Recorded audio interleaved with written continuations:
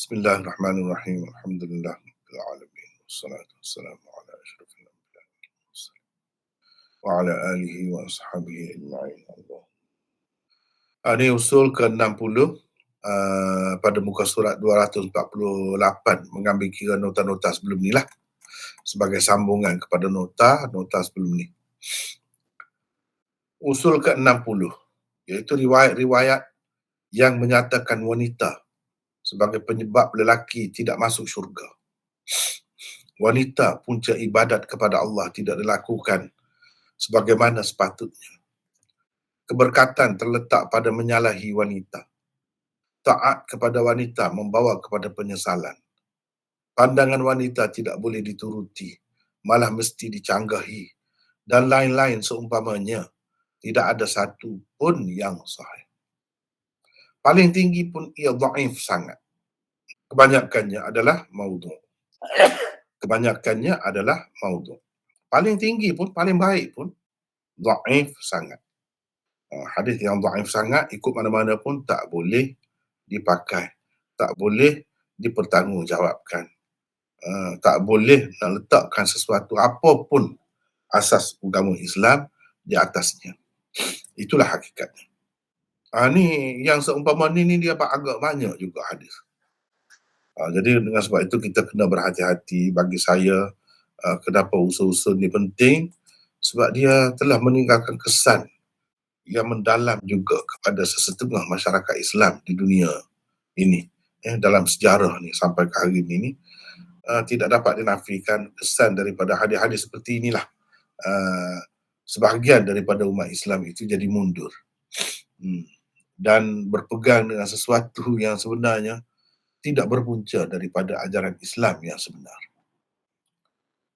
Kita ada, biasalah saya bagi 3 contoh atau 4 contoh untuk sesuatu usul itu.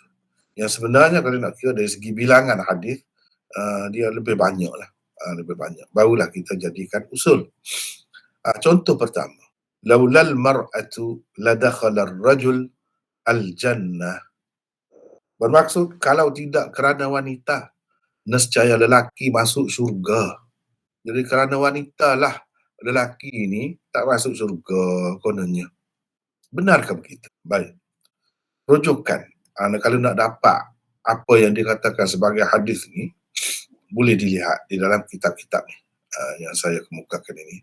As-Suyuti dalam Jami'ul Ahadith, dan kitabnya yang lain Al-La'ali'ul Masnu'ah, itu muka surat berapa, jilid berapa saya dah tulis di situ. Al-Ajaluni Kashful Khafa, Ali Al-Muttaqi Al-Hindi Kanzul Ummal, Al-Munawi Faidul Qadir, Syarah Al-Jami' Al-Saghir, Al-Albani Al-Jami' Al-Saghir wa Ziyadatu, dan lain-lain lagi ada, terdapat. Kalau mudah, kalau kita ada Maktabah Syamilah, ada aplikasi itu mudah, tulis saja ni ataupun ambillah sebahagian daripada hadis ini, mana-mana bahagiannya, masukkan di situ, cari. Banyak lagi lah kita boleh dapat dalam kitab ni. Jadi apa ceritanya? Apa ceritanya ni? Kenapa ada benda-benda begini ya? Baik. Komentar. 1. Kesemua pengarang yang tersebut di dalam rujukan di atas menyebutkan hadis itu berpunca daripada As-Saqafiyat, karangan As-Saqafi. As-Suyuti mengemukakan sanadnya di dalam Al-La'ali'ul Masnu'ah seperti berikut. Ini sanadnya yang dikemukakan oleh As-Suyuti. Diambilnya daripada As-Saqafiyat. Setelah mengemukakannya, beliau berkata, yang Suyuti setelah mengemukakan ini, sebab saya cari di dalam Syamilah, Maktabah Syamilah, As-Saqafiyat ni tidak ada. Begitu sekali, maknanya kitab ni tidak popular langsung lah, karangan As-Saqafi ni.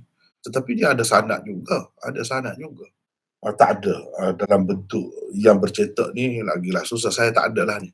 Jadi semata-mata kita bergantung kepada apa-apa yang ada tersebut di dalam kitab-kitab hadis maudhu', seperti Al-La'ali'ul Masnu'ah dan lain-lain. Uh, As-Suyuti mengemukakan sanadnya di dalam Al-La'alil Masnu'ah Al-Albani. Ini sanad dia. Maknanya hadis ini, perkataan ini dikatakan sebagai hadis, dan ini hadis marfu', didakwa sebagai marfu'. Kononnya diriwayatkan oleh Anas. Kata beliau, Rasulullah sallallahu alaihi wasallam bersabda. Jadi itu didakwa sebagai sabda Nabi. Kalau tidak kerana wanita, nescaya lelaki masuk syurga. Kesianlah orang perempuan, selalu kena. Dalam dhaif, selalu pula jadi mangsa pula. Bukan nak bela. Padahal lelaki ni, mak dia semuanya perempuan semua. Semua wanita.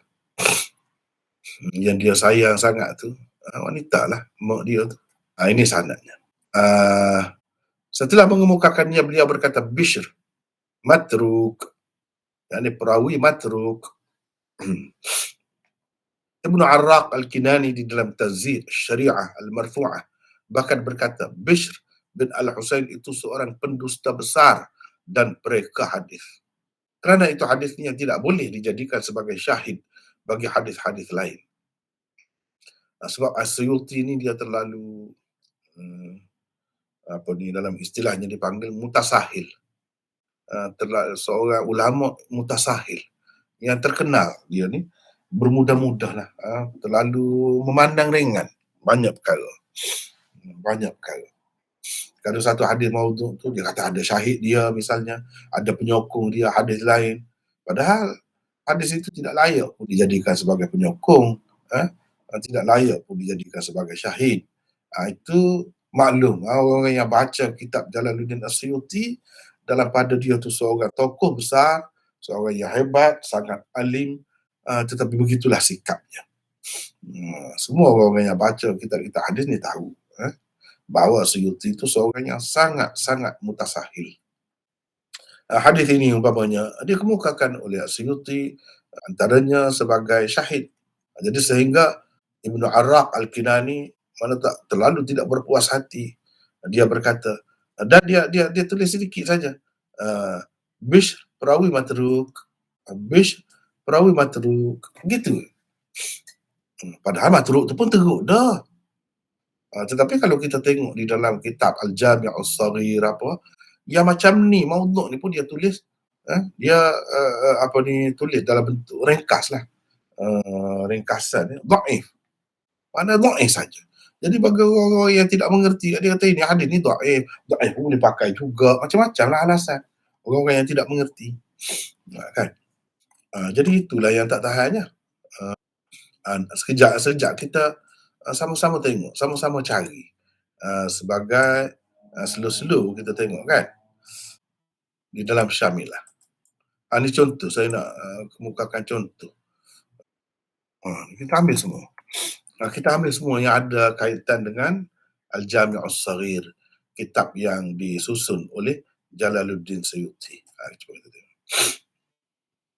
Al-Thaqafi fi Thaqafiyat. Tapi di sini dia tidak kemukakan sanadnya. Cuba tengok ni. Ini Al-Jami' As-Saghir. Laula al-mar'ah la dakhala ar-rajul al-jannah. Al-Thaqafi fi Thaqafiyat daripada Anas, dhaif saja. Padahal ini bukan dhaif, maudhu'. Dhaif.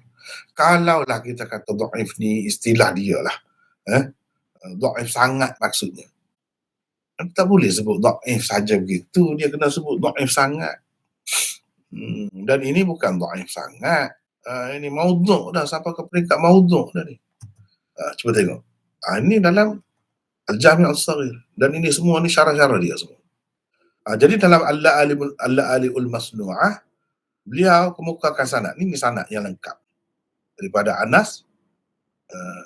Kata beliau, Rasulullah SAW bersabda, lalu dia sebut tadi.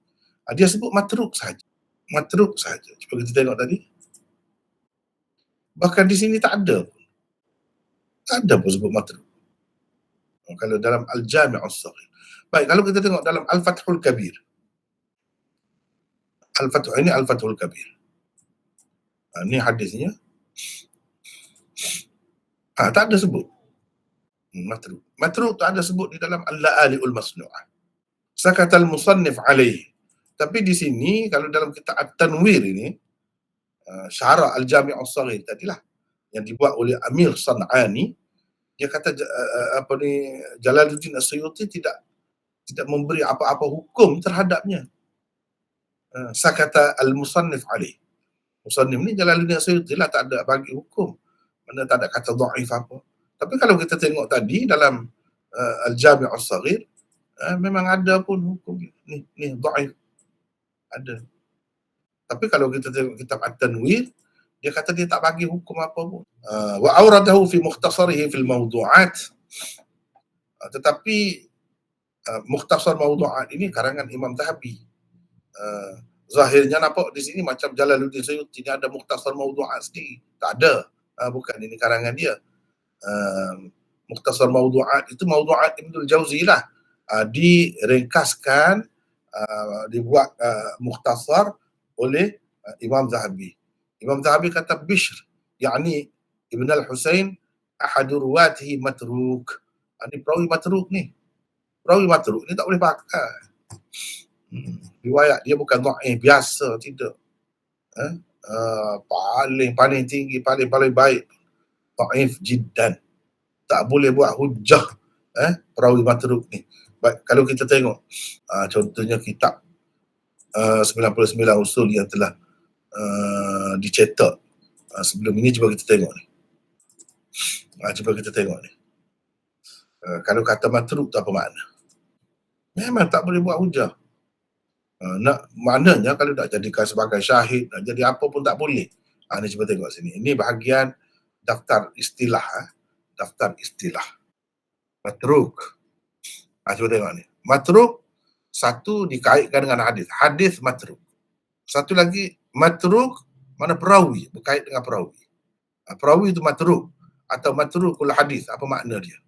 Cuba kita tengok ni. Perawi yang ditinggalkan, itu makna asalnya.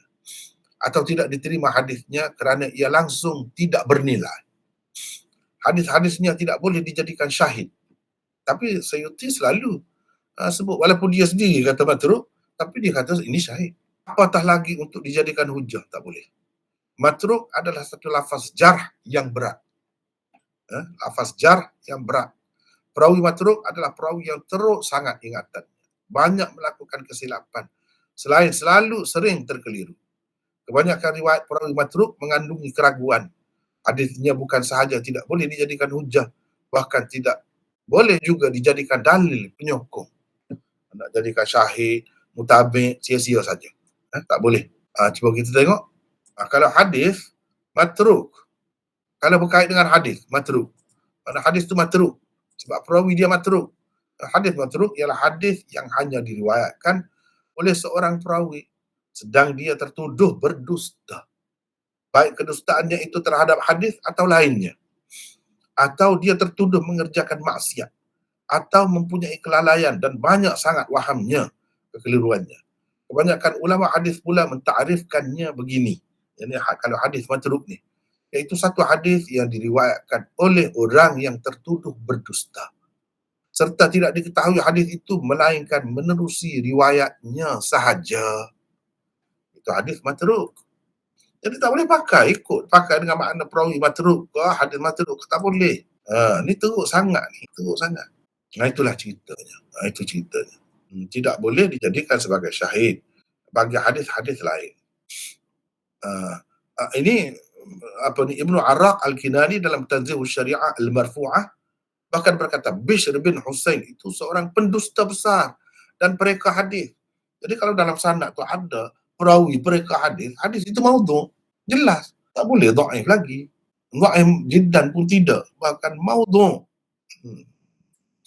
Ini tokoh-tokoh ni Ibnu Arraq dia ada kitab khusus membincangkan tentang hadis-hadis maudhu'. Hadis-hadis maudhu'. Di dalam kitab itu terkumpul hadis-hadis maudhu'. Yang kedua, hadis palsu itu seolah-olahnya menyatakan satu-satunya sebab lelaki tidak masuk syurga adalah kerana wanita. Zahirnya nampak begitu. Kerana wanita lah lelaki masuk neraka. Dan kalau tak masuk syurga, masuk mana? Masuk neraka lah.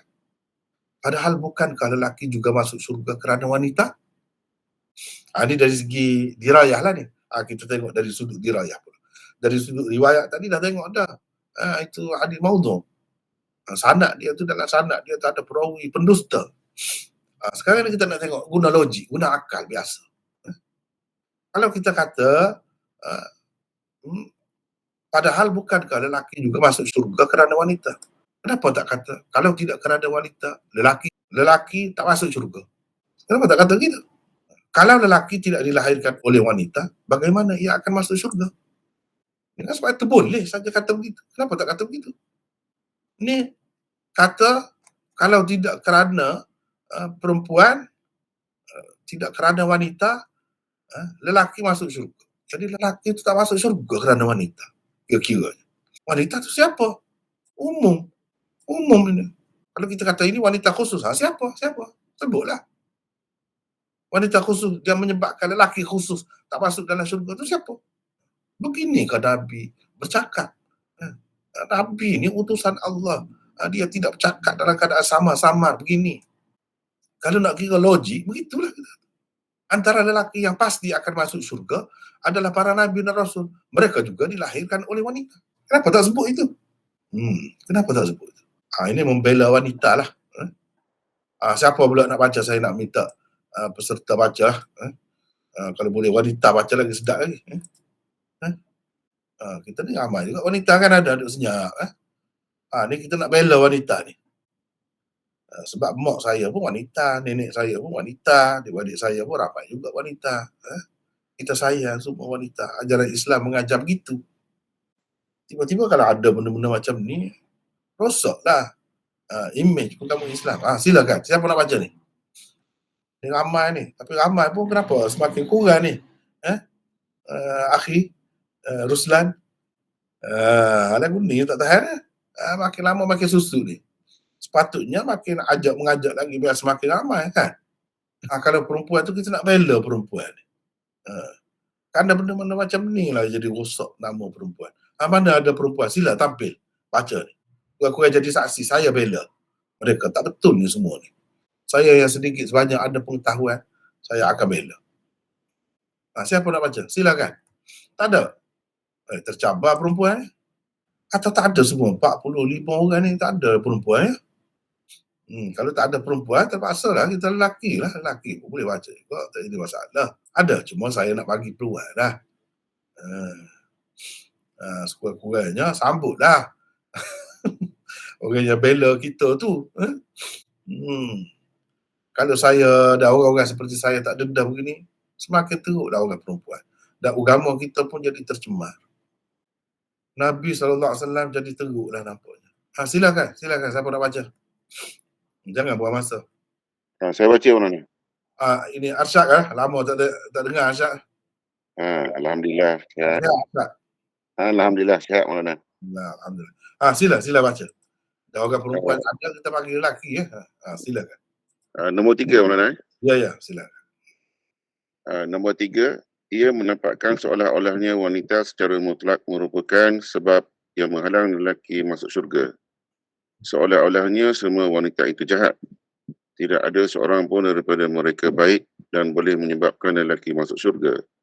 Ini adalah sesuatu yang bercanggah dengan kenyataan dan bercanggah juga dengan ajaran agama Islam sendiri, dengan ajaran agama Islam yang sebenar.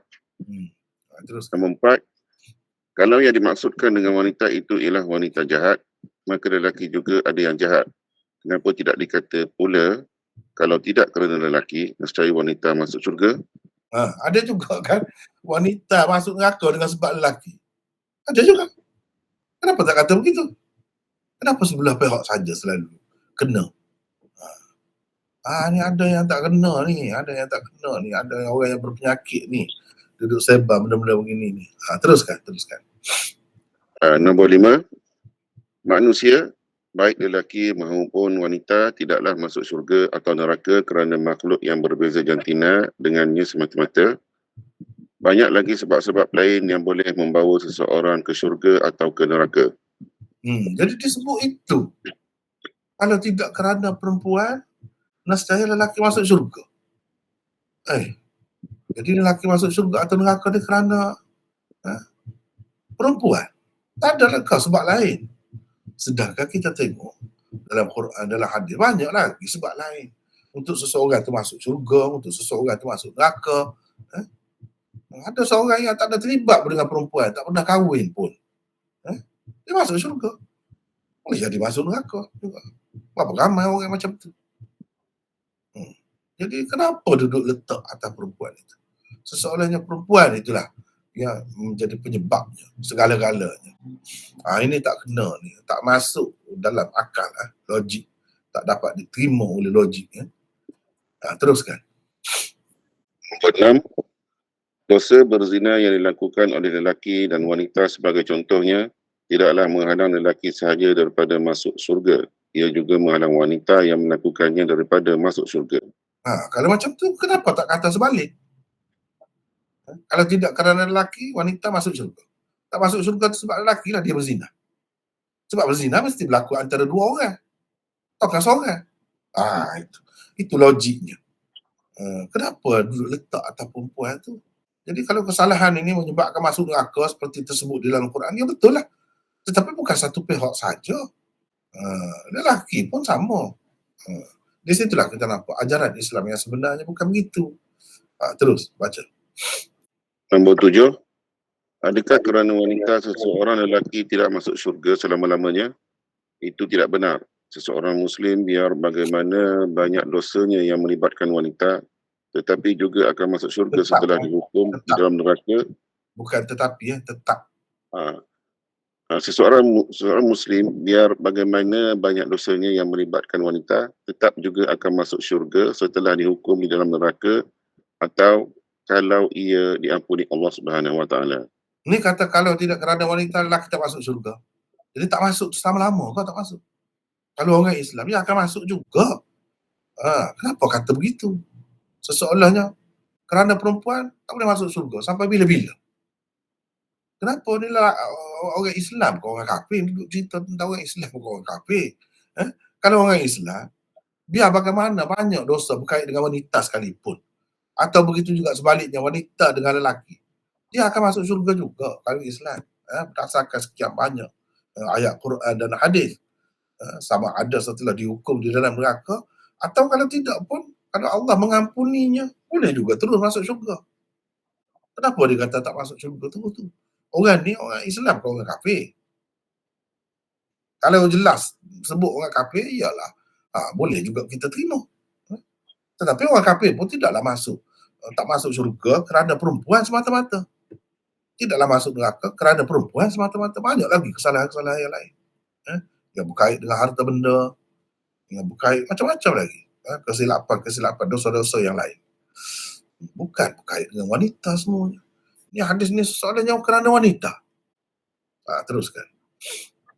8, bukan wanita sahaja yang dapat menjadi penghalang lelaki masuk syurga. Lelaki juga dapat menjadi penghalang wanita daripada memasukinya.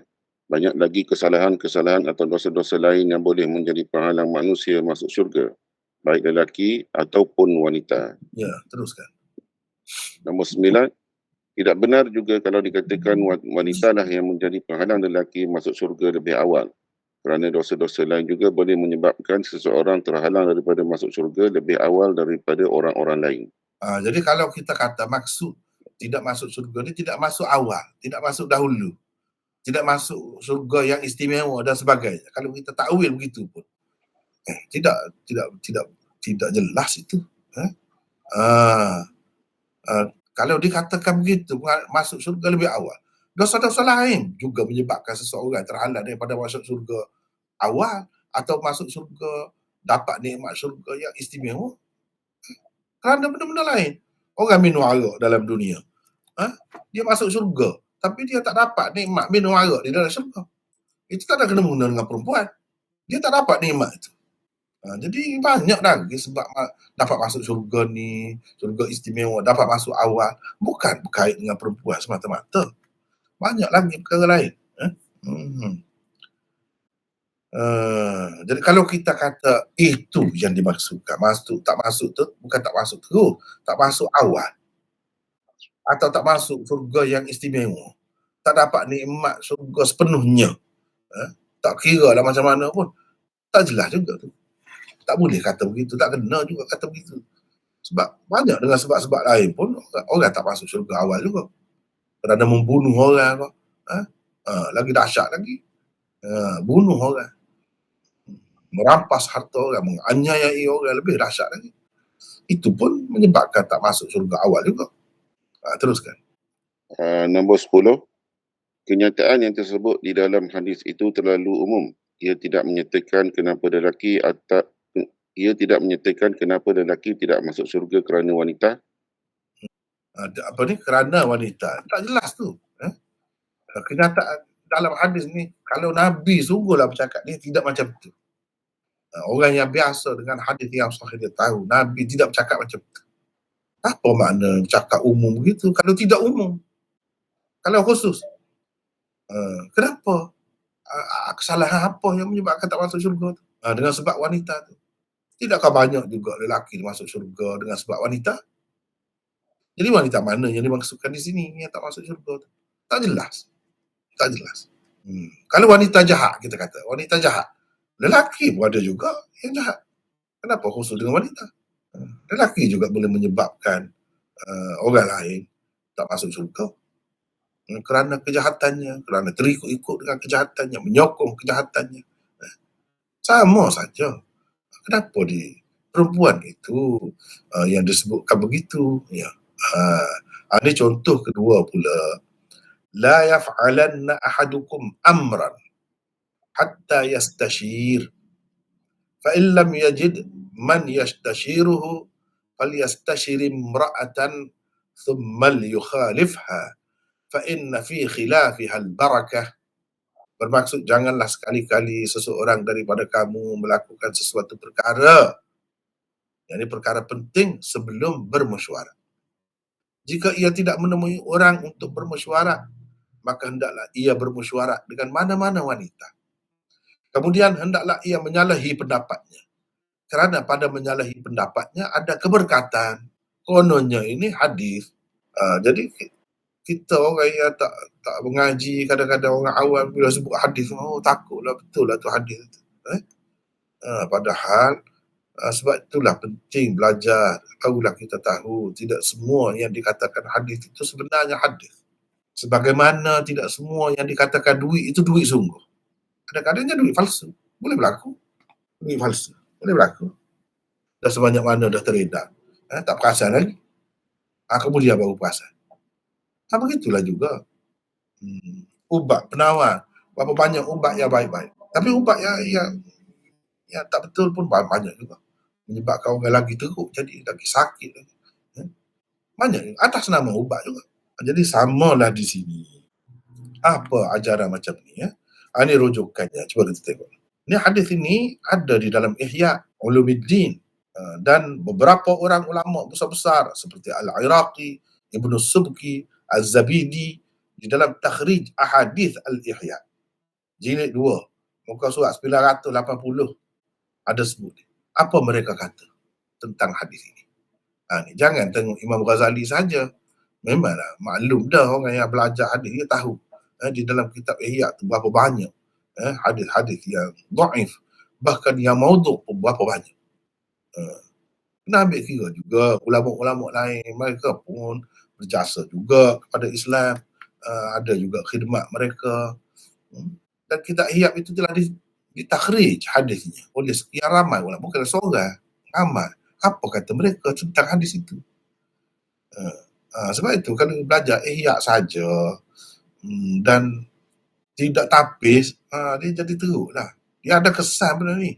Belajar-belajar ni bukan saja-saja, dia terkesan fikiran kita tu, jiwa kita. Kalau kita duduk ingat sesuatu, kita duduk takut-takut. Takut-takut. Padahalnya tak ada apa pun. Padahal tak ada apa pun. Hadis tu palsu pun, tapi dah masuk dalam kepala kita, jadi takut nak buat. Tak ada pasal-pasal. Misalnya tersebar di dalam kitab-kitab Nahwu pun ada. Orang yang belajar Nahwu di pondok-pondok, kitab-kitab ada. La ta'kulis samaka wa tashrabal laban. Jangan minum susu di samping, jangan makan ikan di samping minum susu. Ada lagi tambahnya kononnya hadis. Kerana ia menyebabkan jadi sopok orang tu.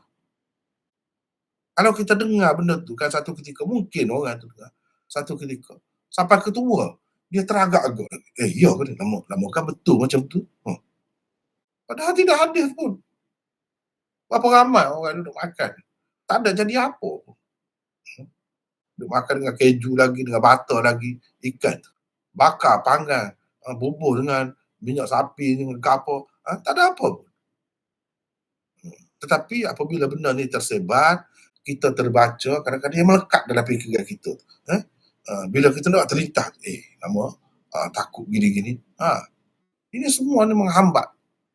Ini semuanya menghalang kemajuan orang Islam. Takut kepada perkara yang bukan-bukan.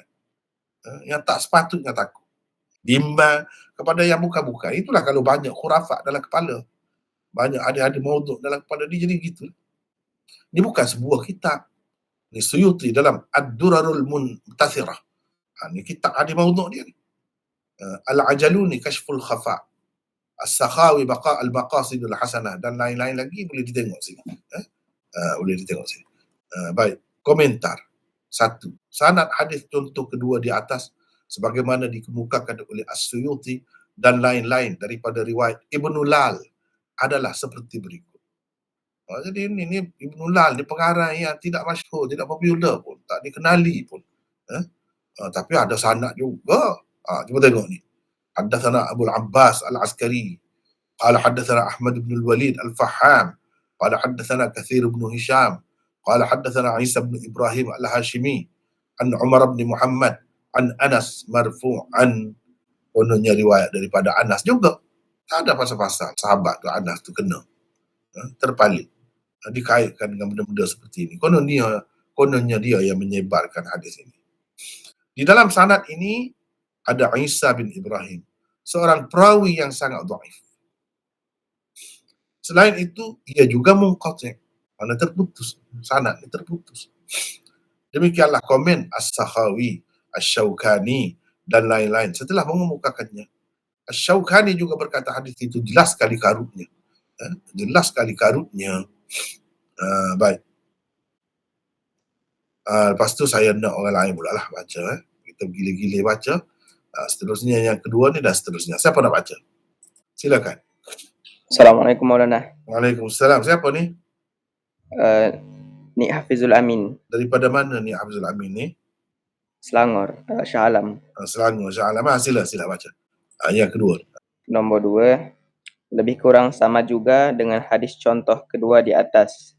Walaupun ia lebih ringkas daripadanya, hadis berikut syawiruhunna wa khalifuhunna, yang bermaksud bermusyawarahlah dengan mereka, orang-orang perempuan, tetapi jangan dipakai pendapat mereka.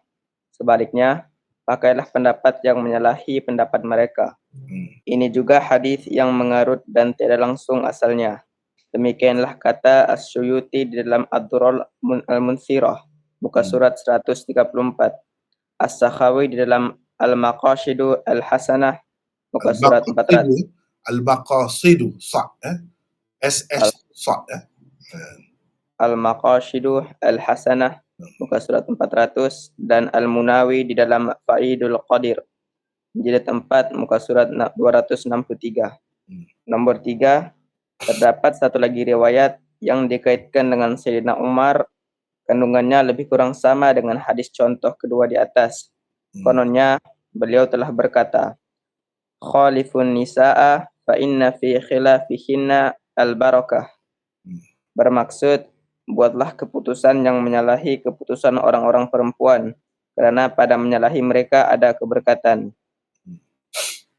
Di dalam kebanyakan kitab-kitab hadis maudhu', asar Umar ini dikatakan terdapat di dalam kitab Al-Amsal karangan Al-Asqari. Di dalam Mawsu'ah Ashraf Al-Hadith juga dikatakan asar itu terdapat di dalam Musnad Ali.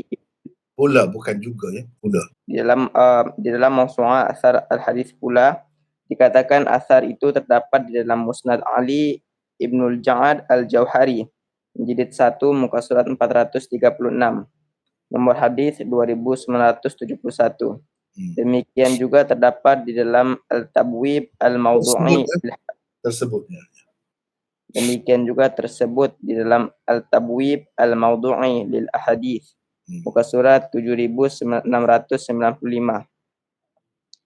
Ia dikemukakan di dalam dua kitab tersebut lengkap dengan sanadnya seperti di bawah ini. Saya tak boleh baca. Maulana. حدثنا علي قال أخبرنا أبو عقيل عن حفص بن عثمان بن عبيد الله عن عبد الله بن عمر قال عمر خالف النساء فإن في خلافهن البركة. Jadi terus baca, silakan. Selain matan yang mungkar, di dalam sanadnya juga terdapat dua ilah berikut. Nomor Juga satu. tak ada, jangan tambah ya. Nomor satu, Hafs bin Utsman seorang perawi majhul. Hanya Abu Aqil meriwayatkan hadis daripadanya. Abu Aqil meriwayatkan hadis daripadanya. Nomor dua, Abu Aqil nama sebenarnya ialah Yahya bin Al-Mutawakkil Al-Umari, murid dan maula Buhayyah. Dia adalah seorang perawi dhaif. Kebanyakan ulama mendhaifkannya. Imam Ahmad berkata dia seorang yang lemah hadisnya. Yahya ibn Ma'in pula berkata dia langsung tidak bernilai. Lihat Al-Ilal Al-Mutanahiyah, muka surat 163. Imam Ahmad juga berkata dia meriwayatkan daripada segolongan orang yang aku tidak mengetahui tentang mereka. Hafidz Ibnu Hajar dalam Fathul Bari menulis Abu Aqil maula Buhayyah adalah perawi matruk. Lihat Fathul Bari jilid 3 muka surat 246. Nomor 4, hadis yang dikemukakan sebagai contoh kedua itu dan hadis-hadis lain seumpamanya jelas mungkar dan maudhu'nya kerana bercanggah dengan Al-Quran dan As-Sunnah. Bukankah Allah Subhanahu wa taala telah menceritakan bahawa Nabi Syuaib alaihissalam telah menerima pandangan dan pendapat anak perempuannya tentang Nabi Musa alaihissalam? Lihat firman Allah berkenaan di bawah ini. Qalat ihdahuma ya tasjirhu inna khair istajirhu inna khaira man istajartal qawiyyul amin. Qala inni uridu an unkihaka ihdab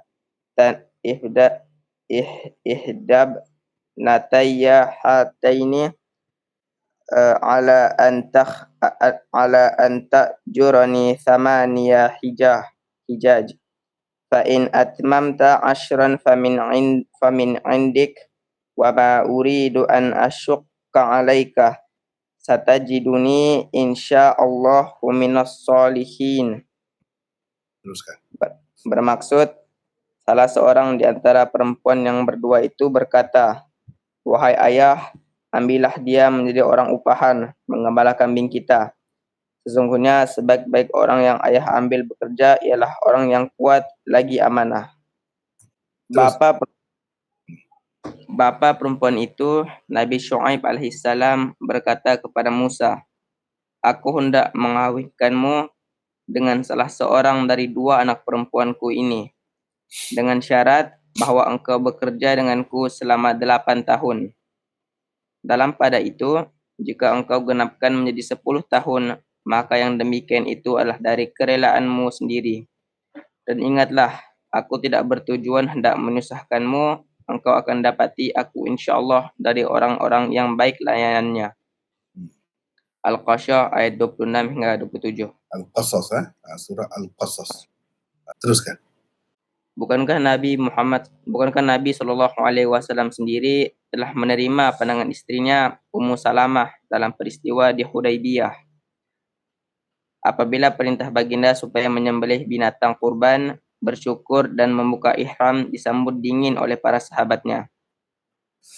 Setelah Ummu Salamah mencadangkan agar Nabi SAW sendiri terlebih dahulu menyembelih binatang kurban yang dibawanya dan bersyukur serta membuka ihram yang dipakainya di hadapan para sahabat sekalian.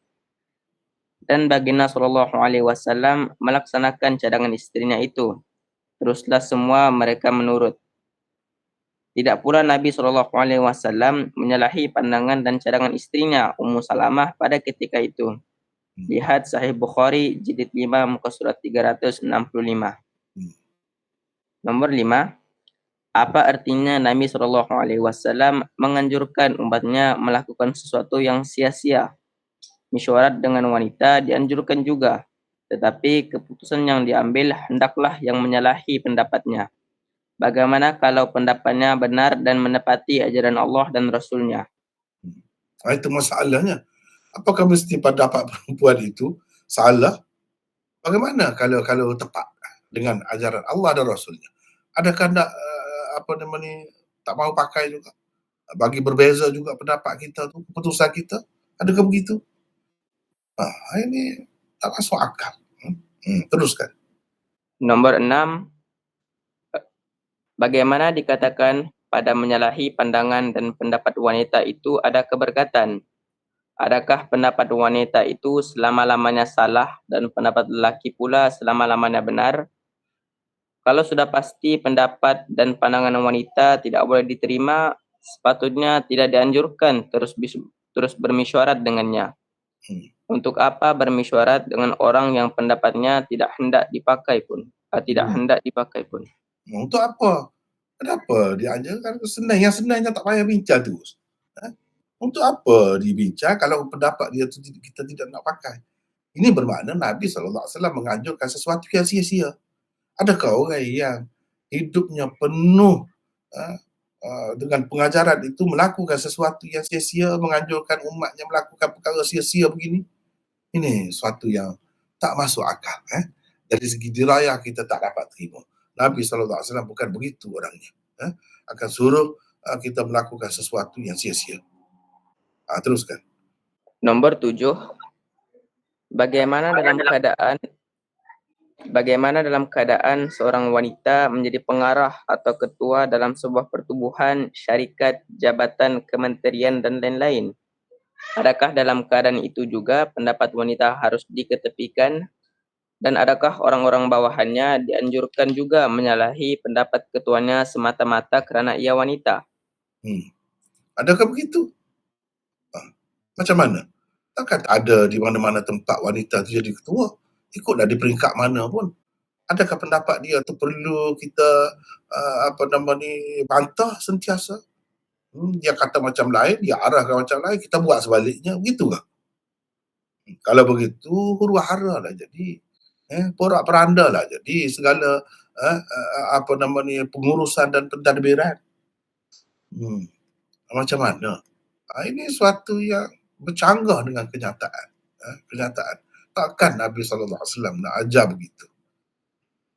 Kalau seorang guru, dia suruh murid dia tu buat sesuatu kerja. Guru dia perempuan. Murid tu kerana pakai hadis ni tak buat kerja. Sebab apa? Guru suruh buat, dia tak buat. Itulah yang ada berkatnya duduk di situ. Berkatnya pada menyalahi pendapatnya. Adakah begitu? Sebab itulah kita kena biasakan diri dengan cuba kena hadis dhaif, hadis sahih. Dua perkara. Kita nak kenal gelap, kena kenal siang dulu, cerah. Macam mana cerah? Kena rasai, hayati nikmat kecerahan. Baru kita tahu bila gelap tu sukarnya, susahnya. Baru kita tahu. Jadi sama juga hadis ni pun sama. Kena tahu yang sahih, kena tahu yang maudhu'. Baru kita tahu bezanya jauh sangat. Kita sama. Jadi benar-benar ada Allah SWT buat. Dia ada regu dia, ada lawan dia. Jadi itu benda yang kita kena perhati. Jadi takkanlah macam ni hadis Rasulullah. Patut pun ulama daripada dulu lagi dah tolak. Tapi benda ni masih tersebar. Macam kita sebut tadi lah. Bukan orang-orang biasa yang masuk ke dalam kitabnya. Imam Ghazali pun masuk juga. Lepas tu macam mana tak tertipu dengan orang-orang yang begitu taksub tu. Dengan orang-orang yang pejam mata ni tak kira dengan Imam Ghazali ni. Setengah-setengah tu kata kitab dia dekat hampir dengan Quran. Sampai begitu. Macam mana dia tak akan terima? Macam mana dia tak akan pandai hina terhadap perempuan? Kalau hadis-hadis macam ni tersebar. Teruskan. Nomor 8. Kerana hadis-hadis palsu seperti inilah Islam dipandai serong bukan sahaja oleh bukan Islam, tetapi oleh orang-orang Islam sendiri. Satu golongan wanita Islam sampai menjadi mesra dengan golongan liberal. Benih-benih keraguan terhadap Islam mula berputik di dalam hati-hati mereka. Sedangkan mereka tidak mengetahui bahawa ajaran-ajaran seperti itu bukanlah berpunca daripada ajaran Islam yang sebenar. Ajaran Islam yang dibawa oleh Rasulullah SAW sebaliknya ia berpunca daripada hadis-hadis palsu seperti ini. Ini Nomor kita tengok sekarang ni ada women's liberation dan macam-macam lagi di dunia Islam. Kononnya nak pembebasan wanita, orang Islam lah tu. Ini semua mangsa semua. Kesian kepada mereka. Kesian. Setengah-setengah tu memang ikhlas asalnya dia rasa orang perempuan ini dihina. Jadi dia nak bela lah. Golongan dia tu, perempuan itu nak bela. Nasib tu nak mengangkat kedudukan mereka. Dan kebetulannya dia faham ini Islam ajaran. Jadi dia lawan dengan Islam. Padahal dia pun sembahyang juga. Dia pun nak Islam juga. Dia pun nak syurga juga, tak faham neraka, tapi dia dah terkeliru. Sehingga jadi begitu. Ada di mana-mana orang Islam, bukan di tempat kita saja, di mana-mana pun ada. Ini semua kerana hadis-hadis seperti inilah. Kerana hadis-hadis seperti ini. Sebab itu kita kena faham. Jangan mudah-mudah. Jangan main-main nak sebarkan hadis-hadis maudhu' ni. Dia ada kesan buruk dia. Orang-orang yang buat rekod tu dia tahu dah akan ada kesan dia. Tidak banyak, sedikit. Akan ada. Cukuplah dia. Itu yang dia nak pun. Kalau boleh banyak tu, lagi banyak untung bagi dia. Kalau boleh sikit pun, dia tidak sia-sia. Itu perkiraannya. Jadi kita pun kena pandai-pandai lah. Teruskan. Nomor 9, seandainya dikatakan perempuan kebanyakan lemah akal dan hadis itu hanya menceritakan tentang kebanyakan wanita, bukan semua mereka, maka zahirnya tidak menunjukkan kebanyakan atau sebahagian saja daripada mereka, malah semua sekali golongan wanita. Kalau yang dimaksudkan sebenarnya hanyalah sebahagian wanita, maka kelemahan akal itu tidak khusus lagi dengan wanita. Kerana lelaki juga ramai yang lemah akal, adakah bermesyuarat dengan lelaki yang lemah akal juga mendatangkan keberkatan? Ini tanya-tanya lah. Kalau maksudnya semua, tak betul. Takkan semua perempuan itu lemah akal? Kalau kata sebahagian, maka bukan perempuan saja yang lemah akal ni. Ramai juga lelaki pun yang lemah akal. Jadi adakah kita bermesyuarat dengan mereka, pakai dengan mereka itu juga mendatangkan keberkatan? Itu soalannya. Perempuan biar bagaimana pandai pun, bagaimana hebat pun, kita tak mahu pakai pendapat dia. Ini sudah rosak tu pertimbangan. Kalau macam tu. Teruskan. Nomor 10, hadis-hadis seperti itulah yang mempengaruhi pemikiran segolongan umat Islam di serata dunia. Ia telah mengakibatkan golongan wanita dianggap tidak penting dalam pembangunan masyarakat.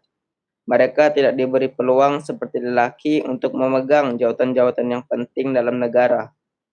Di sesetengah negara, mereka bahkan tidak diberi peluang untuk belajar lebih tinggi dari lelaki.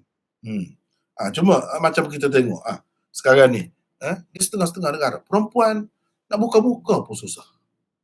Ini kenapa? Nak belajar pun susah. Jadi satu masalah. Di Afghanistan, baguslah kita sokong, kita sama-sama saudara kita. Tapi banyak yang menyebabkan orang Islam tak boleh maju. Sebab perempuan tu dihalang lah, susah lah nak belajar. Jadi macam mana nak maju? Sekarang ni orang nampak Malaysia dia lebih maju. Orang Islam yang majulah antaranya. Kenapa? Kerana sikap kita terbuka. Kita tidak kongkong perempuan tu, kita bagi peluang sama saja. Ulama-ulama kita ajar begitu. Patutlah dia jadi, hasil dia pun baguslah. Setengah-setengah negara tu soalannya kewujudan umat Islam separuh daripadanya tak ada. Sia-sia saja, tak ada. Yang berperanannya satu saja, iaitu lelaki. Separuh saja. Kalau 10 orang ada 5 saja. Itu pun bukan semua pengguna juga, yang 5 pun. Inilah akibatnya. Tidak diberi peluang sampai begitu sekali. Kenapa? Sebab tak boleh nak tumpang perempuan. Tapi kalau dalam masyarakat kita ni, hasilnya dah kita tengok. Berapa ramai perempuan-perempuan yang memelihara, menjaga keluarga dia. Dalam keadaan tak ada lelaki dalam keluarga tu, perempuan itu. Ya, sebab apa? Sebab dia ada kebebasan, boleh buat kerja itu, buat kerja ini, senang nak keluar pergi, nak keluar mari. Hmm. Dan itu tidak menghalang, tidak kata semua maksiat. Bahkan kita tengok orang Islam kalau di Malaysia ni, alhamdulillah, ini yang baik, dia yang saya suka. Yang saya suka, bahasa gembira. Dan kita nampak ini hasil kejayaan, hasil daripada perjuangan ulama kita daripada dahulu lagi. Dalam menyampaikan Islam itu dia terbuka. Hasilnya perempuan-perempuan pun berpelajaran tinggi, berpendidikan tinggi, dapat pegang jawatan, boleh buat kerja sama juga dengan lelaki. Apa kurangnya? Nah, ini bukti. Dan mereka bertudung dulu daripada tidak bertudung. Lebih ramainya masyarakat Malaysia ada perempuan tidak bertudung. Sekarang ni nak cari yang tidak bertudung yang Islam ini susah. Tidakkah itu satu kejayaan yang patut kita bangga? Dan kita nak pergi mana-mana pun aman. Kalau ada jarang-jarang berlaku ya, itu tak kira, di mana-mana pun ada. Zaman Nabi dulu pun ada. Macam ini sepatutnya kita bangga. Sepatutnya dia jadi contoh lah. Itulah yang naknya jadi contoh. Setengah-setengah tu kita tengok kesian lah. Tak boleh nak pergi belajar. Inilah sebab benda-benda beginilah. Yang ada dalam fikiran mereka tu yang jadi mundur tu. Lepas tu letak Islam menyebabkan kemunduran. Duduk kata begitu. Padahal tidak. Teruskan lagi. Nomor 11. Atas sebab-sebab itulah para ulama hadis menghukum hadis contoh kedua dan hadis-hadis lain seumpamanya sebagai karud dan maudhu'. Habis. Itu yang kedua. Dan yang ketiga, ini contoh yang ketiga. Laulan nisa'u la'ubidallahu haqqan. Bermaksud jika tidak kerana wanita, nescaya Allah disembah dengan sebenar-benarnya. Jadi rupanya Allah ni tidak disembah dengan sebenar-benarnya sebagaimana sepatutnya kerana wanita. Wanita juga yang salah. Ini rujukan. Cuba kita tengok berapa banyak rujukan ada di dalam kitab-kitab ni. Tapi kebanyakannya ini kitab-kitab ni kitab-kitab hadis maudhu'. Tetapi jangan lupa di dalam kitab-kitab biasa ni pun ada. Dalam kitab-kitab biasa ni pun ada. Laulan nisa' la'ubidallah haqqan. Kita nak tengok kitab lain. Ni al-akhlaq wal-riqaq wal-adhkar. Jadi ini contoh ketiga. Laulan nisa' la'ubidallahi haqqan. Setengah-setengah riwayat tu satu saja haqqan. Maksudnya lebih kurang sama lah. Cuma kalau ada dua kali itu lebih menguatkan lagi. Jika tidak kerana wanita, nescaya Allah disembah dengan sebenar-benarnya. Komentar satu, Ibnu Adi meriwayatkannya dengan sanad di bawah ini. Ini sanadnya. Setelah mengemukakannya, Ibnu Adi berkata, ini adalah hadis mungkar. Aku tidak mengetahuinya melainkan melalui saluran ini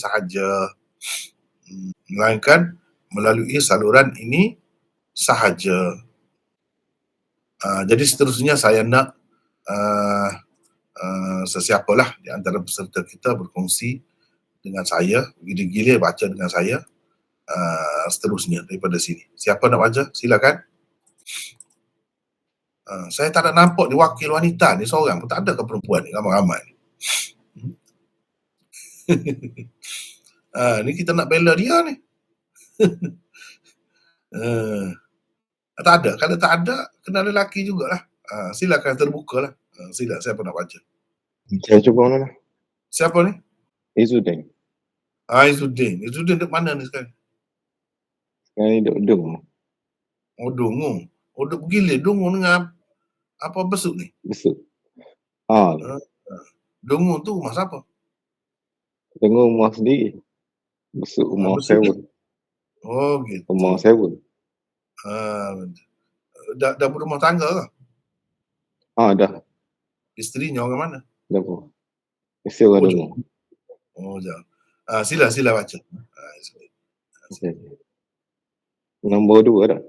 Ya, nombor 2. Tak ada. Maknanya hampir-hampir hadis ini hanya ada di dalam kitab-kitab hadis maudhu' sahaja.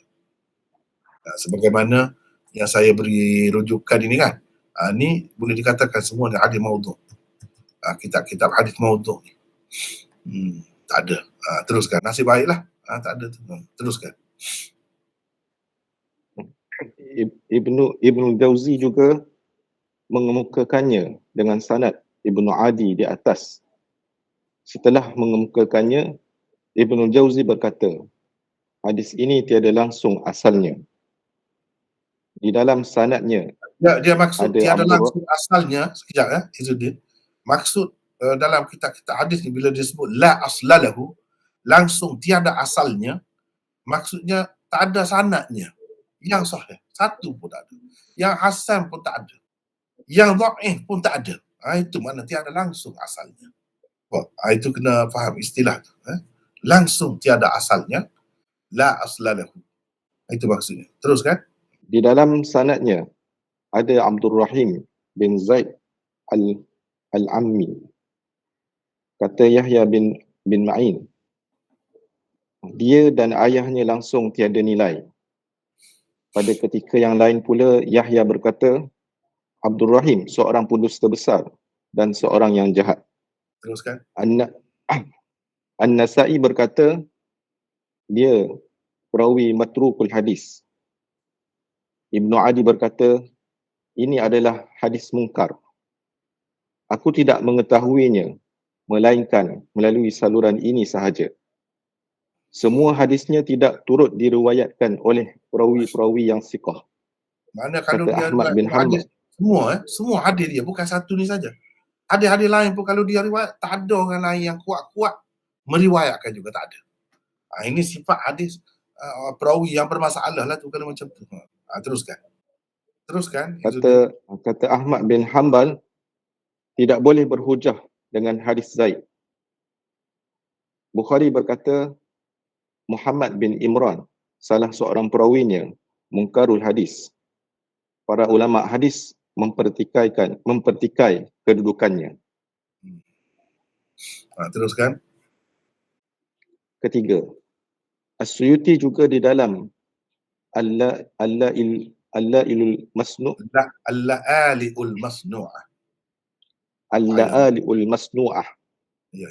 mengemukakan hadis itu dengan sanad Ibnu Adi di atas. Setelah mengemukakannya, beliau berkata, tiada langsung asalnya. Abdul Rahim dan ayahnya matruk kedua-duanya. Muhammad bin Imran pula munkarul hadis. Kemudian beliau membawa pula komentar Ibnu Adi sendiri terhadapnya. Lalu berkata, ia mempunyai syahid Al-Thaqafi di dalam Al-Thaqafiyat meriwayatkan katanya. Ini sanad Al-Thaqafi dalam Thaqafiyat ni lah.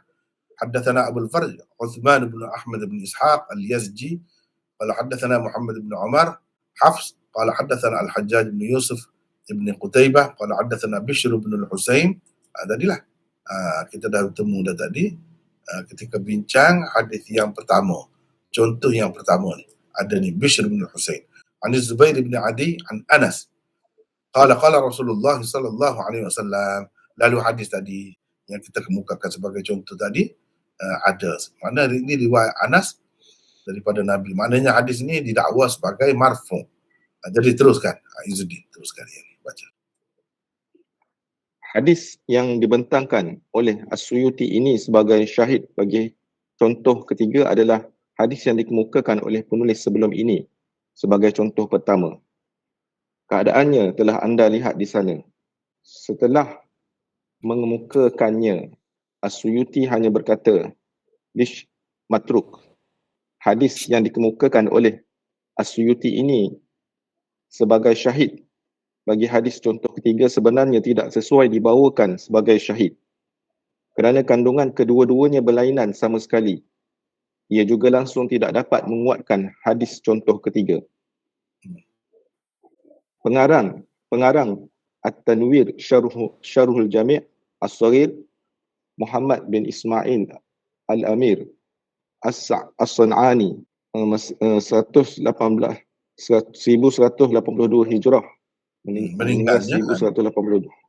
Ya, teruskan. Meninggal 1182 Hijrah dan lain-lain pensyarah Al-Jami' As-Saghir pula mengatakan syahid yang dimaksudkan oleh As-Suyuti bagi hadis contoh ketiga itu sebenarnya ialah hadis yang dikemukakan oleh As-Suyuti di dalam kitab Al-Jami' As-Saghir setelah hadis ketiga yang penulis kemukakan di atas sebagai contoh ketiga.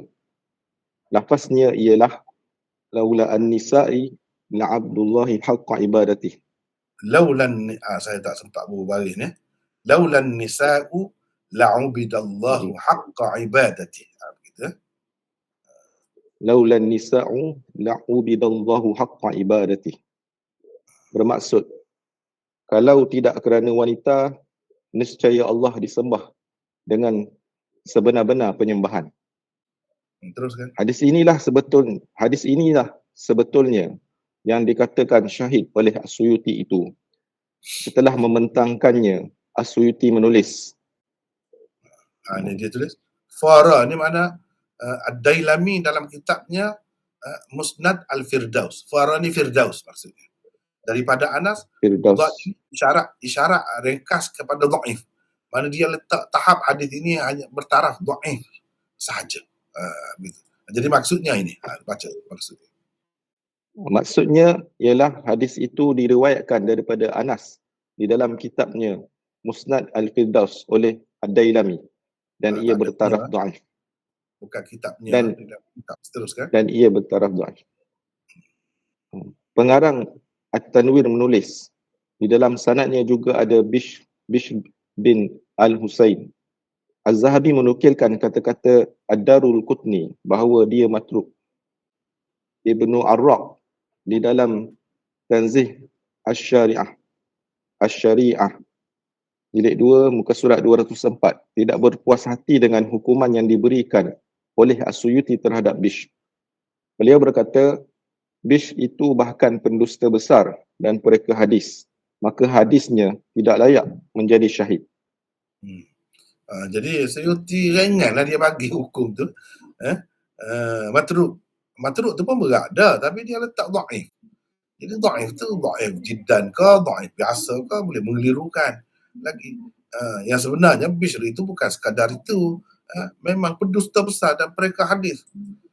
Jadi tak ada gunanya kita sebut hadis ini sebagai syahid bagi hadis sebelum ini. Tak ada guna, sia-sia saja. Dia tidak langsung tak boleh dijadikan hujah dan tidak boleh dijadikan syahid. Itu maksudnya. Kalau perawi matruk. Teruskan. Keempat, apa artinya Nabi SAW bersabda, jika tidak kerana wanita, nescaya Allah disembah dengan sebenar-benarnya. Siapakah yang dimaksudkan dengan wanita itu? Adakah semua wanita? Zahirnya menunjukkan begitu maksudnya. Kalau semua wanita lah yang dimaksudkan, maka apakah para nabi termasuklah Nabi kita Muhammad SAW telah tidak menyembah Allah dengan sebenar-benarnya dalam kehidupan mereka kerana mereka juga mempunyai isteri-isteri. Kelima, apakah Islam lebih menghendaki golongan lelaki tidak berkahwin supaya mereka dapat beribadah kepada Allah dengan sebenar-benarnya? Kalau begitu, kenapa Rasulullah mempunyai sampai 9 orang isteri di dalam satu masa? Dan kenapa baginda mengalakkan umatnya supaya berkahwin dalam sekian banyak hadis? Jadi maknanya ini bercanggah. Hadis ini dia jadi bercanggah dengan perbuatan Nabi, sunnah Nabi. Bercanggah dengan hadis-hadis sahih sekian banyak. Galakkan supaya berkahwin. Bukan dalam hadis, bahkan dalam Quran. Galakkan itu. Jadi apa maknanya ni? Bila dah bercanggah tu, dia tak boleh. Hadis yang sahih tak akan bercanggah antara satu dengan yang lain. Ni dia bercanggah terus ni, macam mana kita nak terima? Ini bukti bahawa hadis itu memang palsu. Teruskan. Keenam, kenapa kesalahan selalu diletakkan di atas pundak wanita? Padahal lelaki juga sama. Kalau lelaki tidak dapat beribadah kepada Allah dengan sebenar-benarnya kerana wanita, wanita juga tidak dapat beribadah kepada Allah kerana lelaki. Kenapa pula tidak dikatakan sebaliknya? Jadi kewujudan lelaki itu kan pasangannya. Jadi kenapa pula tak kata kalau tidak kerana lelaki nescaya Allah tidak disembah dengan sebenar-benarnya. Kenapa tak kata begitu? Sedangkan berapa ramai pula perempuan yang terhalang daripada ibadat kerana lelaki. Ada juga begitu, bukan kerana perempuan sahaja, sebab itu memang pasangannya. Jadi kan pertentangan yang sangat teruk itu, dahsyat itu. Tetapi kesalahan tidak diletakkan atas lelaki, hanya diletakkan di atas perempuan. Orang-orang yang tidak faham, dia ingat Islam ni mengajarkan begitu. Padahal itu adalah hasil daripada hadis-hadis maudhu' seperti ini. Benda ni telah dipertikaikan oleh ulama bukan baru hari ini. Saya hanya memetik saja daripada kitab-kitab tu. Berapa lama dah ulama-ulama dah sebut benda ni. Tetapi benda ni tersebar juga. Jadi adalah yang jadi mangsa dia tu. Supaya kita tidak menjadi mangsa kepada benda-benda macam ni, kita kena belajar sentiasa dalam keadaan berwaspada, berhati-hati. Teruskan.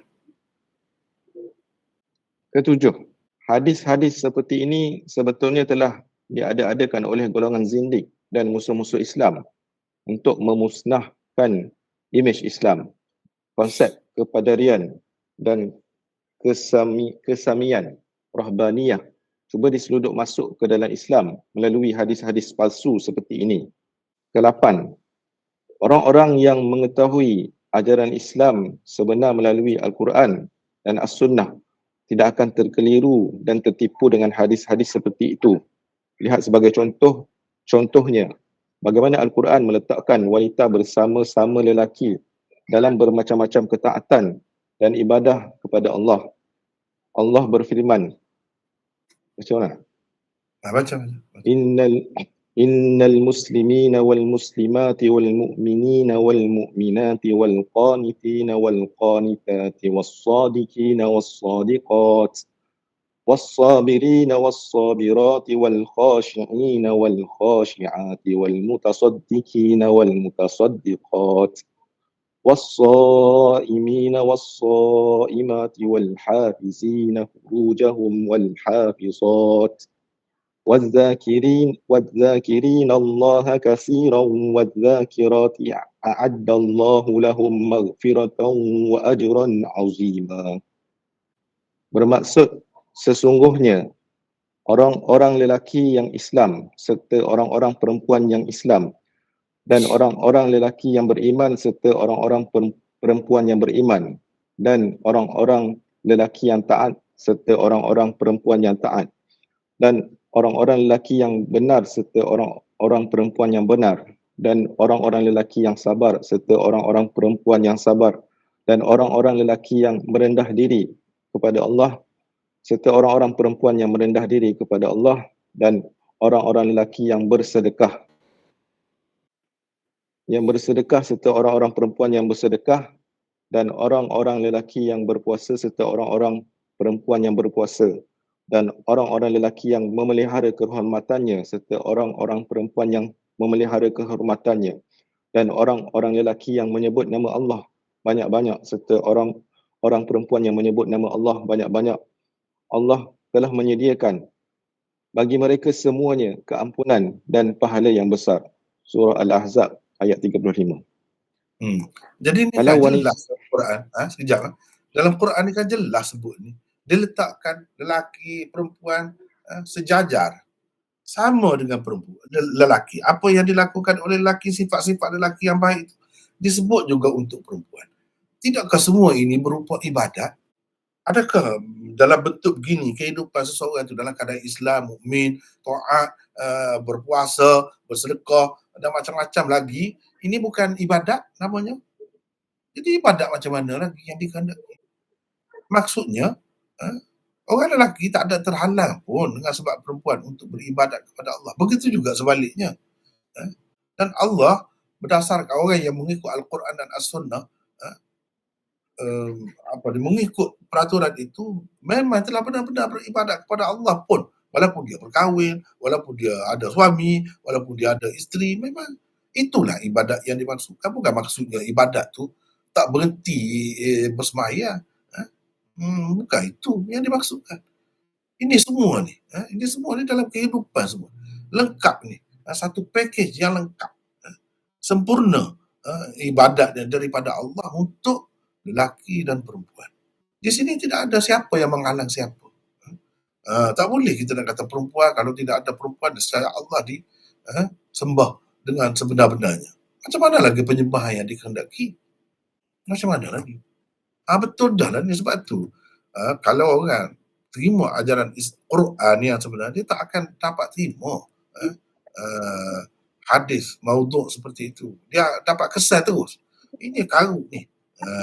Teruskan. Lepas tu, kalau wanita, Kalau wanita telah disebut Allah dengan sifat-sifat dan amalan-amalan yang mulia di dalam ayat ini sama seperti lelaki, kenapa pula Rasulullah akan bersabda, kalau tidak kerana wanita, nescaya Allah disembah dengan sebenar-benarnya? Hadis di bawah ini pula cukup untuk menolak hadis-hadis karut dan maudhu' seperti hadis contoh ketiga itu. Bagi dia bersabda, ad-dunya mata'un wa khairu mata'id dunya al-mar'atus salihah. Bermaksud, dunia ini adalah sesuatu yang menyeronokkan dan mengembirakan, dan sebaik-baik benda dunia yang menyeronokkan dan mengembirakan ialah wanita yang soleh. Hadis riwayat Muslim, Ahmad, An-Nasai, Ibn Hibban dan lain-lain. Jadi sepatutnya bukan kewujudan wanita itu bukanlah sesuatu yang menyedihkan, meresahkan kita, menyebabkan kita jadi susah hati. Sepatutnya kewujudan wanita itu menyeronokkan. Begitu juga sebaliknya, kewujudan lelaki menyeronokkan, menggembirakan. Kalau benda dunia ni sebaik-baik yang menyeronokkan, menggembirakan, banyaklah yang menyeronokkan, menggembirakan. Makan, pakai, ada kenderaan yang baik, kenderaan yang selesa, rumah yang selesa, dan lain-lain, itu semua matang. Keseronokan, bahan-bahan keseronokan. Yang terbaik daripada semua itu ialah wanita. Kalau Nabi SAW meletakkan wanita begitu tinggi, kenapa pula wanita itu boleh menjadi penghalang? Kalau harta, itu pun mata'ud dunia. Barang mata benda dunia juga yang menyeronokkan, ada harta. Bukankah dengan harta tu kita dapat akhirat, dapat syurga kalau kita belanjakannya sebagaimana diajarkan oleh agama? Begitu juga yang lain-lain. Kenapa wanita ni yang paling baik tiba-tiba menghalang pula manusia daripada mengabdikan diri kepada Allah? Itu tak patut berlaku. Sebab itulah hikmatnya kenapa Nabi kita Muhammad SAW, begitu juga Nabi-Nabi sebelumnya berkahwin ramai. Mana nak ceritanya perempuan tak jadi halangan untuk seseorang itu mengabdikan dirinya kepada Allah. Tak jadi halangan. Sebab itulah Nabi SAW sebelum nak keluar pergi bersemayam tu, dia sayang, cium dulu isteri dia, pipi isteri dia. Menunjukkan tak ada halangan untuk seseorang itu bertakarrub, menghampirkan dirinya kepada Allah. Tidak menjejaskan sedikit pun. Kalau tidak, mestilah Nabi yang paling sedikit berkahwin. Ini orang lain tak boleh seramai itu. Orang lain setakat 4 yang kalau boleh pun dia sampai 9 dalam satu masa. Kenapa boleh? Menunjukkan tak ada halangan untuk mengabdikan diri. Mana lagi orang yang lebih kuat beribadat kepada Allah, paling sempurna ibadatnya daripada Nabi-Nabi. Sedangkan mereka pun kahwin ramai dengan wanita, tak ada jadi masalah pun. Isteri-isteri mereka ramai, ada jadi masalah. Jadi itu semua karut lah. Cerita-cerita seperti itu dalam hadis contoh ketiga yang kita kemukakan sebelum ini, semuanya itu sebenarnya adalah hadis maudhu', dan kesan hadis maudhu' ni memang sangat buruk. Tetapi kalau kita ada perisai, ada senjata, ada kelengkapan untuk menangkis perkara-perkara yang karut, hadis-hadis yang maudhu' seperti itu, dengan senang saja kita boleh tolak. Dia tak akan melekat dalam jiwa kita sedikit pun. Tak akan memberi apa-apa kesan pun. Itulah dengan syarat kita ada pengetahuan.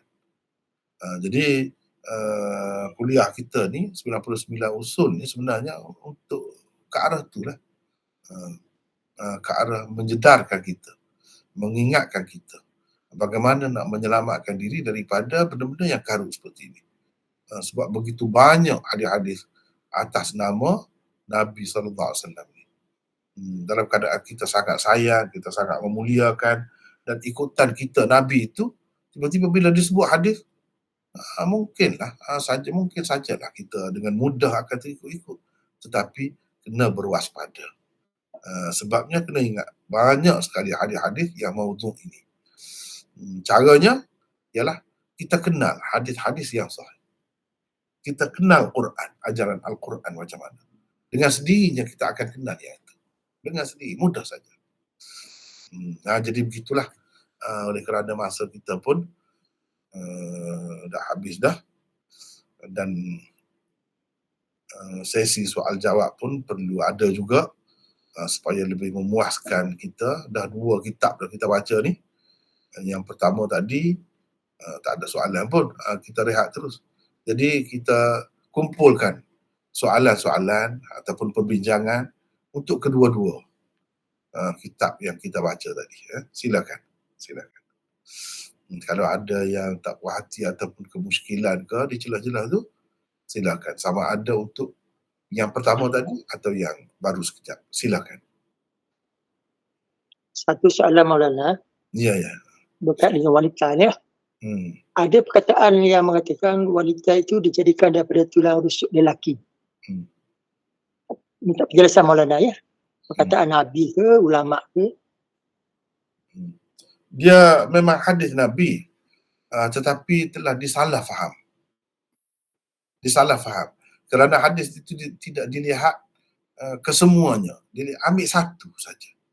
Dia ambil satu saja daripada sekian banyak hadis itu, lalu dibuat kesimpulan tanpa menyesuaikannya, tanpa melihatnya, menilainya berdasarkan apa yang tersebut di dalam Quran dan juga hadis-hadis yang sahih yang lain. Akibatnya berlakulah salah faham. Yang sebenarnya tidak begitu. Yang sebenarnya tidak betul-betul dijadikan daripada tulang rusuk. Tulang rusuk Adam itu bukan. Kita kena tengok hadis lain yang juga dalam riwayat Bukhari dan lain-lain juga ada sebut kadhila'in, seperti tulang rusuk. Bukan min dhila'in. Kalau min dhila'in itu difaham daripada, padahal min itu dalam bahasa Arab dia ada banyak makna. Kalau kita pakai sebahagian, itu mana sebahagian daripada tubuh lelaki, itu min taba'id namanya.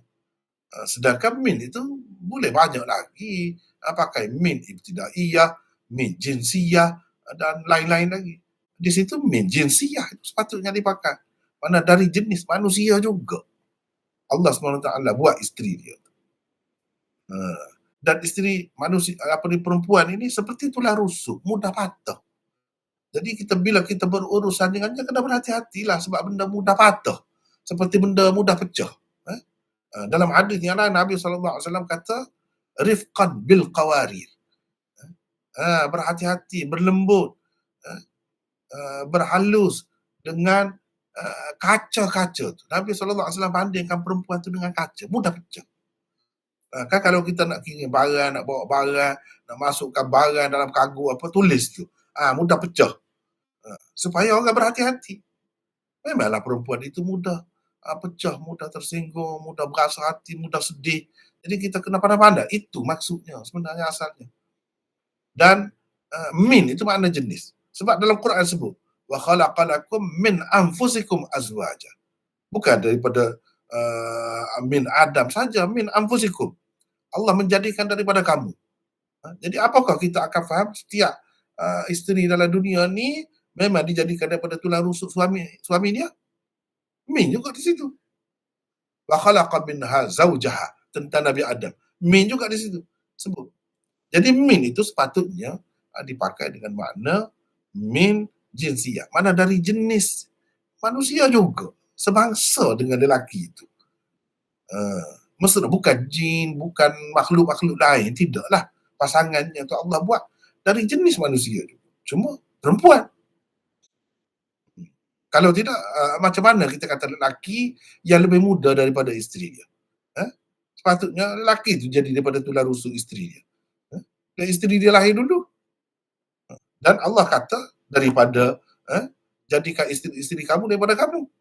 Daripada tu maksudnya adakah daripada sebahagian diri kamu ataupun daripada jenis kamu. Itu situ. Di situlah silapnya. Kerana tak diperhatikan dengan menyeluruh. Dia ambil satu saja terus buat kesimpulan. Dan sebenarnya jadikan daripada tulang rusuk jelas itu dalam Bible. Itu pengaruh Bible tu, pengaruh Israiliyat dalam Islam. Yang sebenarnya dalam Islam ada hadis, tapi hadis itu jangan tengok yang tu saja. Sebab min ni ada banyak makna dia. Tapi kalau kadilai itu jelas berapa banyak hadis yang sahih sebut. Seperti tulang rusuk. Kalau seperti ini bukan bermakna daripada. Begitu. Jadi itu kesilapan yang berlaku lah.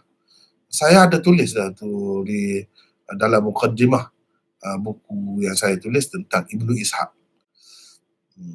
Jadi kita ni masalah dalam umat Islam ni ada dua. Satu Israiliyat, yang kedua Syi'iyat.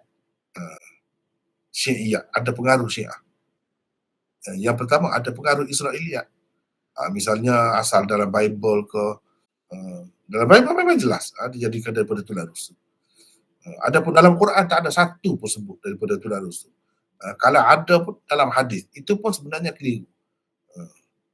Kena tengok semua hadis, jangan tengok satu saja. Yang kelirunya sebab guna min tak adalah. Kalau nak kira min dalam Quran apa guna min? Lepas tu setiap orang ni, mana-mana suami isteri ni, isteri dia tu jadi daripada tulang rusuk dia. Gitu. Tak betul tu. Sama sekali tak betul. Tak ada siapa pun kata begitu. Bukan Hawa saja dia jadi daripada Adam. Orang lain pun jadi daripada tulang rusuk suami dia. Siapa kata begitu? Tak betul. Jadi nak tak nak kita mesti kena pakai min tu dengan makna lain. Bukan min lit tab'in. Tu mana kalau dalam bahasa istilahnya bukan min lit tab'in. Tetapi min lil jins. Menunjukkan jenis. Itulah lebih kurangnya secara ringkas. Wallahu a'lam. Ya. Assalamualaikum Maulana. Waalaikumsalam ya. Siapa ni? Saya Roslan dari Kuching.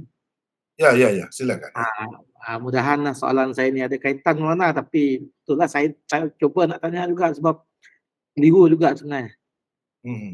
Berkaitan dengan ni lah, sebab contoh saya nak bagilah, contohnya Imam Abu Hanifah dia lahir 80 Hijrah. Selepas tu ada juga saya dapat sumber dia menerima hadis daripada Anas bin Malik. Sedangkan usia wafat Anas bin Malik tu 93 Hijrah. Berarti dia berumur 13 tahun lebih kurang. Ya. Jadi saya keliru, adakah Imam Abu Hanifah ni usia macam tu sudah menerima hadis? Adakah dia dikategorikan sebagai seorang tabi'in ataupun tabi'in? Wallahualam Maulana, saya tanya satu. Keliru dia. Jadi soalannya adakah Imam Abu Hanifah tu termasuk dalam tabi'in atau tabi'in? Itulah soalannya kan? Benar Maulana. Jadi jawapannya memang jelas. Semua terima dia tu termasuk dalam tabi'in. Itulah kalau antara imam 4 ni kan, satu-satunya imam yang termasuk dalam generasi tabi'in ialah Imam Abu Hanifah. Imam lain semua tidak. Imam lain tabi'in. Adapun Imam Abu Hanifah dalam yang 4 tu lah, yang lain-lain ramai lagi. Jadi soal bertemu dengan Anas itu, meriwayatkan hadis daripada Anas itu masih lagi dipertikaikan. Setengah-setengah ulama kata dia sempat tengok saja. Dia tidak meriwayatkan pun daripada Anas. Tetapi daripada sahabat-sahabat lain ramai lagi. Memang dia sempat. Jadi itulah kalau antara imam yang 4, satu-satunya imam yang termasuk dalam generasi tabi'in. Dari sudut itu ada kelebihannya yang tersendirilah Imam Abu Hanifah. Begitulah secara ringkasnya. Wallahu a'lam. Terima kasih Maulana. Terima kasih. Ini mengenai isu, mungkin dah lama dah kot, isu yang zikir Allah itulah. Macam mana kita nak berhadapan dengan orang yang kita nak terangkan yang mana zikir yang Nabi SAW yang bawa terlebih utama daripada zikir-zikir yang dibawa oleh yang kemudian ni lah, Allah, dan nak banding dengan la ilaha illallah itu semua. Satu lagi Maulana, dari zikir ni dalam hati kita hanya macam bagi zikir juga kan, maknanya kita ingat Allah. Dengan kalau kita sebut dari segi lafaz sebagaimana yang Rasulullah SAW yang ajar. Jadi macam mana nak kaitkan itu? Ini minta Maulana perjelaskan lah. Wallahu a'lam. Terima kasih. Dia cara nak bagi masyarakat di Mesra dengan sunnah Rasulullah sallallahu alaihi wasallam ialah dengan mendekatkan mereka kepada pengajian hadis. Itu caranya. Malangnya setengah masyarakat kita sekarang ni dia alergi. Orang kata alergi lah. Kalau sebut hadis tu dia berasa entah. Padahalnya hadis tu Rasulullah lah yang dia percaya sebagai Rasul, ikutan, semua terima. Kenapa jadi alergi tu sekarang ni? Sebab kalau orang yang ikut hadis betul banyak perkara, mereka dapat kesan yang tersebar dalam masyarakat ni sebenarnya bukan berpunca daripada Nabi SAW. Bahkan amalan-amalan yang tidak direstui oleh para ulama Islam yang datang kemudian pun. Termasuklah tadi isu Allah tu. Zikir Allah tu. Dalam kitab-kitab Jawi lama pun ada sebut bahawa itu termasuk dalam perkara bid'ah juga. Dah tak boleh dah nak kata bid'ah tu bid'ah hasanah apa, tak mungkin dah tu. Jadi caranya kalau orang-orang seperti ini kita cuba buka kitab-kitab seperti itulah. Biar dia tengok sendiri. Dia tengok. Kalau nak buka kitab Bukhari, kitab apa, takut tak faham kan. Buka kitab Jawi. Dan kitab Jawi pun sebut benda-benda begitu. Bahawa itu bid'ah dan tidak elok. Dia sebut oleh ulama-ulama. Jadi sepatutnya kena pakai lah tu. Gitulah caranya. Lama-lama dia akan berubah lah. Mungkin ambil masa sedikit, dia tidak mudah nak terima tu. Adalah kokek-kokek begitu begini dahulu tu. Biasalah manusia ni nak ubah amalan yang biasa diamalkannya bukan senang juga. Dah turun-temurun dah diterima begitu. Tapi caranya ialah mendekatkan masyarakat dengan sunnah Nabi. Dan cuba tunjukkan kitab-kitab yang mereka terima. Yang mereka anggap sebagai kitab-kitab rujukan. Dalam kitab-kitab sendiri pun sebut. Misalnya tentang duri, orang mati, meninggal dunia. Dalam kitab-kitab pondok. Dalam kitab-kitab Jawi. Sebab dalam masyarakat kita ni yang menguasai kehidupan beragama atau amalan beragama ni yang banyak berpunca dari pondok sebenarnya. Dalam kitab-kitab pondok tu sendiri pun ada sebut bahawa benda tu bid'ah. Tapi dia terkejut lah bila sebut tu. Sebab apa? Tutup guru dia duduk buat. Itu masalahnya. Itu masalahnya. Tutup guru ni macam ahli kitab lah. Macam ahli kitab lah. Bila dia sebut tu, kadang-kadang yang dia sebut tu yang bercanggah dengan yang asal. Tapi dia berasa itu yang betul. Dia kemah lah. Jadi bila ada orang bawa suatu fahaman yang bercanggah dengan apa yang dibawa olehnya, dia jadi memusuhi orang tu. Dia lupa dah apa yang orang bawa tu sebenarnya yang sebenar. Kalau diteliti betul-betul yang orang tu bawa. Tapi ialah masalah kedudukan dirinya, apa macam-macam lah manusia ni kan.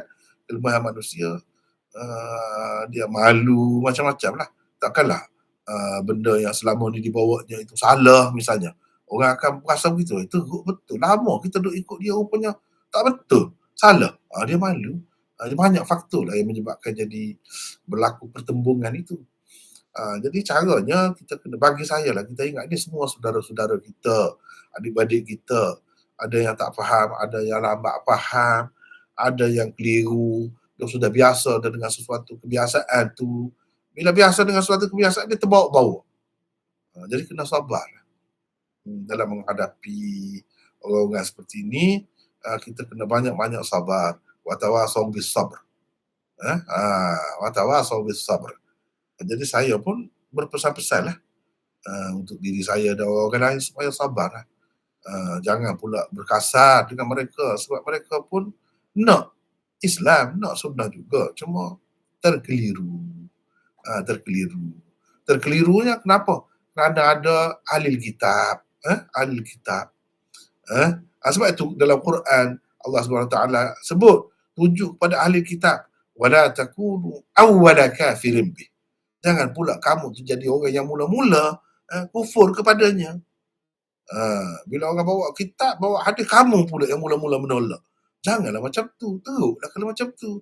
Allah dah kritik dah tegur dah tu. Ahli kitab pun ada penyakit itu. Sekarang ni ahli kitab ni orang yang pegang kitab-kitab lama tu lah. Dia kalau kita bawa yang bercanggah dengan amalan yang biasa dia buat, dia rasa tak betul. Kemudian tu jadi bermusuh, nak marah. Jadi kena sabar banyak-banyak lah. Kita menghadapi saudara-saudara kita yang macam ni. Kadang-kadang dia sampai ke peringkat fitnah pula tu. Dia sanggup fitnah. Orang yang tidak begitu pun dia tuduh macam-macam. Ini semua ujian lah ni untuk kita. Untuk orang-orang alim. Semualah, di pihak mana-mana pun ujian semua. Ujian daripada Allah. Dan kalau kita bersabar, kita terus berusaha, Allah SWT sediakan pahala, bukan saja-saja semua tu. Jadi dah tak ada nak lawan dengan orang kafir dengan apa, dia buat gini, nak bagi ada kerja juga orang Islam. Ikut mana-mana pun, jika kita menanganinya dengan baik, dengan cermat, insya-Allah dia akan membuahkan hasil yang baik juga. Lambat laun akan berubah juga. Sebab benda tu memang jelas. Memang jelas. Cuma orang yang ikut biasanya dia bukanlah tengok kitab apa semua, dia bukan. Dia ikut-ikut ya. Ikut-ikut ya kebanyakannya. Kita buka kitab jelas. Tak ada siapa pun yang kata benda tu bagus. Kita nak kata bid'ah hasanah macam mana? Takkan bid'ah munkarah, bid'ah mustaqbahah, dia sebut jelas dah begitu. Tak ada khilaf kalau bid'ah munkarah, bid'ah mustaqbahah, bid'ah qabihah, itu tak mungkin dah. Kalau mereka nak takwil kepada bid'ah hasanah, tak mungkin dah boleh takwil. Tentu dah bid'ah itu bid'ah yang perlu dielak. Tapi begitulah kekeliruan masyarakat ni. Ambil masa lah apa-apa. Nak berubah ni ambil masa. Begitu je lah pandangan saya. Wallahualam. Saya rasa kita pun dah masa banyak dah. Setakat itulah dulu untuk hari ini. Wallahualam.